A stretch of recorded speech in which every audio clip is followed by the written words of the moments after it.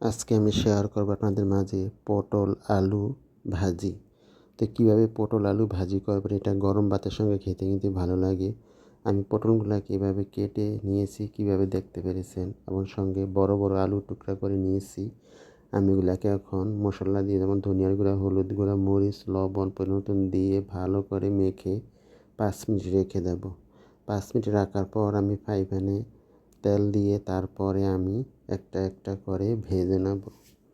এভাবে আমি সবগুলা পটলকে দিয়ে তারপরে সবগুলা পটলকে উল্টাইয়া পাল্টাইয়া দিয়ে এপাশ ওপাশ লাল লাল করে ভেজে নেব। দেখুন আমার পটলটা ভাজা হয়ে গেছে, এখন আমি নামাই নেব। এখন আমি আলুগুলাকে একইভাবে ভেজে নেব। এভাবে আপনার আলু ভাজি, পটল ভাজি, ঘরে যদি কোনো বাজার না থাকে, এভাবে আমার মতো ভাজি করে খেয়ে দেখবেন। আর আমার ভিডিও যদি ভালো লাগে অবশ্যই লাইক কমেন্ট করবেন। ধন্যবাদ সবাইকে আমার ভিডিও দেখার জন্য।